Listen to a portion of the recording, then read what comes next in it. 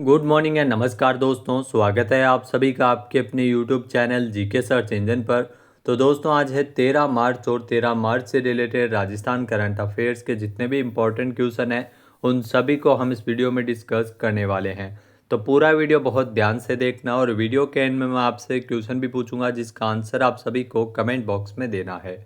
कल के वीडियो में मैंने आपसे क्वेश्चन पूछा था जो था हाल ही में अंतर्राष्ट्रीय महिला दिवस के अवसर पर राजस्थान में राज्य स्तरीय पन्नाधाई सुरक्षा पुरस्कार किसे प्रदान किया गया है। तो ये पुरस्कार मिला है चेतना बाटी को। ए ऑप्शन यहाँ पर बिल्कुल सही था। जिन दोस्तों ने ए ऑप्शन कमेंट बॉक्स में सही जवाब दिया था उनको हार्दिक शुभकामनाएं। तो चेतना बाटी को अंतर्राष्ट्रीय महिला दिवस के अवसर पर 8 मार्च को हनुमानगढ़ में आयोजित राज्य स्तरीय समारोह में अतिरिक्त राज्य स्तरीय पन्नाधाई सुरक्षा पुरस्कार के तहत 21,000 रुपये के नगद पुरस्कार, प्रमाण पत्र और स्मृति चिन्ह से नवाजा गया था।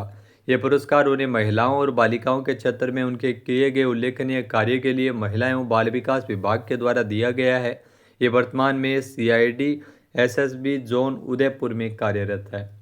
तो चलिए शुरू करते हैं, लेकिन उससे पहले कल के क्वेश्चन का रिवीजन कर लेते हैं। तो कल के 5 महत्वपूर्ण क्वेश्चन थे।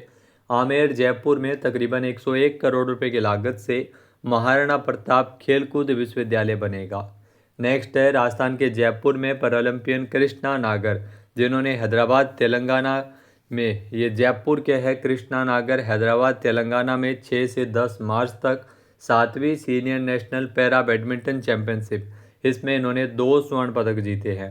नेक्स्ट है राजस्थान सरकार प्रदेश में गौ संरक्षण और पशुधन विकास को नई दिशा देने के लिए जल्द ही गौ सेवा नीति 2026 लागू करने जा रही है। नेक्स्ट है संसदीय संस्कृति का उत्कर्ष नवाचारों के 2 वर्ष, इस पुस्तक का विमोचन मुख्यमंत्री भजनलाल शर्मा ने किया है। पुस्तक के लेखक है विधानसभा अध्यक्ष वासुदेव देवनानी। नेक्स्ट है युवा मामले एवं खेल मंत्री कर्नल राज्यवर्धन सिंह राठौड़ ने राजस्थान विधानसभा में महाराणा प्रताप स्पोर्ट्स यूनिवर्सिटी जयपुर विधेयक 2025 पेश किया था। तो चलिए शुरू करते हैं आज के राजस्थान करंट अफेयर्स। पहला क्वेश्चन है राजस्थान दिवस का आयोजन है वो चैत्र शुक्ल प्रतिपदा को 30 मार्च को किया जाएगा। तो यहाँ पर यह गलत है क्योंकि इस साल जो चैत्र शुक्ल प्रतिपदा है वो 19 मार्च को है। मतलब राजस्थान दिवस का आयोजन भी 19 मार्च को ही किया जाएगा, न कि 30 मार्च को। यानी कि पहला कथन यहाँ पे गलत दिया गया है।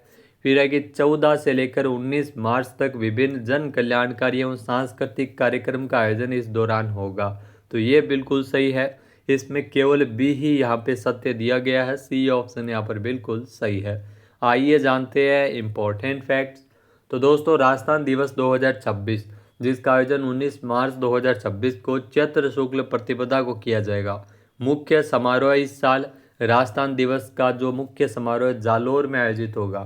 14 से लेकर 19 मार्च तक अगर बात करें तो विभिन्न जन कल्याणकारी तथा सांस्कृतिक कार्यक्रम भी राजस्थान में आयोजित होंगे। राजस्थान दिवस का आयोजन वैसे तो 30 मार्च को किया जाता है, परंतु गत वर्ष सरकार ने इसे चैत्र शुक्ल प्रतिपदा को मनाने का निर्णय लिया था। तो हिंदी तिथि अनुसार चैत्र शुक्ल प्रतिपदा इस साल 19 मार्च को होगी। तो इस साल 19 मार्च को राजस्थान दिवस मनाया जाएगा। इसके अलावा 14 मार्च को 7 दिवसीय स्वच्छता सप्ताह का आयोजन होगा राज्य स्तरीय कार्यक्रम जयपुर में। 15 मार्च को विकसित राजस्थान रन का आयोजन किया जाएगा दिल्ली के बीकानेर हाउस में। 5 दिवसीय राजस्थान दिवस की शुरुआत होगी। तो ये इस प्रकार के क्वेश्चन एग्जाम में डायरेक्ट आपसे पूछने को मिलेंगे, तो आपको ये ध्यान रखना है कि कौन सा कार्यक्रम कहाँ पे क्या क्या होगा। तो राजस्थान जनजातीय गौरव दिवस, इसका आयोजन बेणेश्वर धाम में होगा। 17 मार्च को राजस्थान युवा शक्ति दिवस का आयोजन है वो जयपुर में किया जाएगा। 18 मार्च को किसानों और पशुपालकों से संवाद के साथ विभिन्न कार्यों का लोकार्पण और शिलान्यास होगा। और 19 मार्च को राजस्थान दिवस 2026 का जो मुख्य समारोह है वो जालोर में संपन्न होगा। नेक्स्ट है निम्नलिखित कथनों पर विचार कीजिए। 2 कथन यहाँ पे दिए गए हैं। पहला है कि राजस्थान कृषि उपज मंडी प्रांगण भूमि अर्जन नीति 2026 का अनुमोदन मुख्यमंत्री भजनलाल शर्मा ने किया है, जो बिल्कुल सत्य है।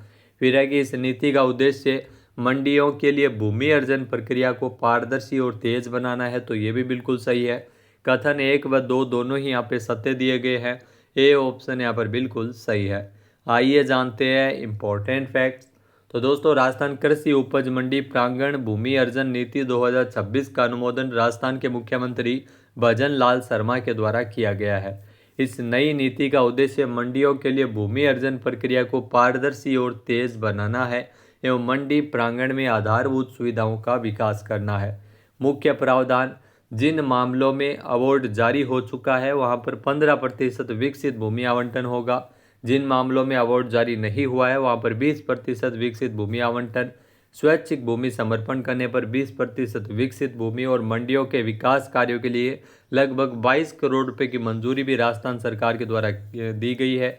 इसमें जो प्रमुख मंडियां हैं जिनका विकास कार्य किया जाएगा: अटरू बारा में, रामगंज मंडी कोटा, गुलाबपुरा भीलवाड़ा, गजसिंहपुर श्रीगंगानगर, सुजानगढ़ और सरदार शहर जो चूरू में आते हैं। इसके अलावा दूदू, सूरजपोल, ये जयपुर में। तो यहाँ की जो प्रमुख मंडी है इनका विकास कार्य किया जाएगा।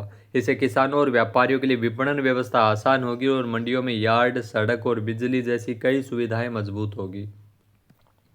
नेक्स्ट, राजस्थान में जेम्स ज्वेलरी प्रदर्शनी 2026 का आयोजन कहाँ किया जाएगा? तो ये प्रदर्शनी है वो राजस्थान की राजधानी जयपुर में आयोजित होगी। ए ऑप्शन यहाँ पर बिल्कुल सही है। आइए जानते हैं इंपॉर्टेंट फैक्ट्स। तो राजस्थान में जेम्स ज्वेलरी प्रदर्शनी 2026 का आयोजन किया जाएगा। 15 और 16 मार्च 2026 को सुबह 10 बजे से शाम 7 बजे तक ये प्रदर्शनी राजस्थान इंटरनेशनल सेंटर जयपुर में आयोजित होगी। ये प्रदर्शनी जिला उद्योग केंद्र एवं राजस्थान लघु उद्योग निगम के संयुक्त तत्वावधान में आयोजित की जाएगी। नेक्स्ट, निम्नलिखित कथनों पर विचार कीजिए। 2 कथन यहाँ पे दिए गए हैं। पहला कथन है कि जोधपुर, टोंक, शेरगढ़ और झुंझुनू यहाँ पर एकीकृत सैनिक कल्याण कॉम्प्लेक्स का निर्माण होगा। तो बजट में इसको लेकर घोषणा हुई थी, जो बिल्कुल सत्य कथन दिया गया है। जोधपुर में, टोंक में, शेरगढ़ और झुंझुनू में प्रथम चरण में एकीकृत सैनिक कल्याण कॉम्प्लेक्स का निर्माण कार्य किया जाएगा। फिर है कि झुंझुनू में वॉर म्यूजियम की भी स्थापना होगी। तो ये भी बिल्कुल सही है। इसमें कथन 1 व 2 दोनों ही सत्य है। सी ऑप्शन यहाँ पर बिल्कुल सही है। आइए जानते हैं इंपॉर्टेंट फैक्ट्स। तो दोस्तों राजस्थान में तकरीबन 36 करोड़ रुपए की लागत से जोधपुर, टोंक, शेरगढ़ और झुंझुनू यहाँ पर एकीकृत सैनिक कल्याण कॉम्प्लेक्स का निर्माण कार्य किया जाएगा। यहाँ जोधपुर में मेजर शैतान सिंह कौशल विकास एवं प्रशिक्षण केंद्र भी स्थापित होगा, जबकि झुंझुनू में वॉर म्यूजियम की स्थापना की जाएगी। राज्य सरकार सैनिकों, पूर्व सैनिकों तथा उनके आश्रितों को विभिन्न सुविधाएं एक ही स्थान पर उपलब्ध करवाने के लिए एकीकृत सैनिक कल्याण कॉम्प्लेक्स का चरणबद्ध रूप से निर्माण कर रही है। इस कॉम्प्लेक्स में जिला सैनिक कल्याण कार्यालय, युद्ध स्मारक, सैनिक कैंटीन, स्वास्थ्य केंद्र और सामुदायिक भवन एक ही छत के नीचे उपलब्ध होंगे। नेक्स्ट क्वेश्चन है, Maharana Mewar charitable foundation award 2026 के तहत महर्षि हरित ऋषि अवार्ड से किसे सम्मानित किया जाएगा? तो महर्षि हरित ऋषि अवार्ड से नवाजा जाएगा देवव्रत महेश रेखे को, जो आप तस्वीर में देख सकते हैं। इनका बारे में आपने ज़रूर सुना होगा। बी ऑप्शन यहाँ पर बिल्कुल सही हो जाएगा। आइए जानते हैं इंपॉर्टेंट फैक्ट्स। तो महाराणा मेवाड़ चैरिटेबल फाउंडेशन की ओर से इस साल जो वार्षिक पुरस्कारों में वेदमूर्ति देवव्रत महेश रेखे, इनको महर्षि हरित ऋषि अवार्ड से नवाजा जाएगा। तो हरित ऋषि अवार्ड से सम्मानित किया जाएगा। इस साल Maharana Mewar charitable foundation award 2026 ये डॉक्टर लक्ष्यराज सिंह मेवाड़ प्रदान करेंगे, जो कि मेवाड़ के 77वें एकलिंग दीवान है। इन पुरस्कारों की शुरुआत सबसे पहले 1980 में मेवाड़ के 75वें एकलिंग दीवान महाराणा भगवत सिंह मेवाड़ ने की थी। डॉक्टर मौली एमा एटेकेन को colonel James Tod award, Kamlesh Singh को ध्यान रखना हल्दी घाटी अवार्ड, महाराणा उदय सिंह अवार्ड मारीमुत्तु योगनाथन को दिया जाएगा। तो ये भी महत्वपूर्ण है, एग्जाम में पूछे जा सकते हैं। अब बात करते हैं दोस्तों सूजस ई क्विज की। तो सूजस जो प्रश्नोत्तरी है एग्ज़ाम में, यहाँ पर आपको ये प्रश्नोत्तरी काफ़ी हेल्पफुल रहेगी आपके लिए। तो ये जो सूजस डेली ई बुलेटिन में प्रश्नोत्तरी जारी की जाती है। तो आज हम बात करेंगे 10 मार्च को सूजस ई प्रश्नोत्तरी संख्या 20 की। तो पहला क्वेश्चन है, पर्यावरण एवं आस्था स्थलों के संरक्षण के क्रम में प्रदेश में कितनी राजकीय शिवायचक भूमि को ओरण प्रयोजनार्थ आरक्षित किया गया? तो ओरण हेतु अगर बात करें तो 2842 हेक्टेयर क्षेत्र भूमि को आरक्षित किया गया है। सी ऑप्शन यहाँ पर बिल्कुल सही है। नेक्स्ट है, किसानों को खेत तक पहुंच मार्ग उपलब्ध करवाए जाने के लिए राज्य सरकार के द्वारा कौन सा अभियान चलाया जा रहा है? तो रास्ता खोलो अभियान के बारे में आपने ज़रूर सुना होगा, जो कि राजस्थान में किसानों को खेत तक पहुंच मार्ग उपलब्ध करवाने के लिए राज्य सरकार के द्वारा चलाया जा रहा है।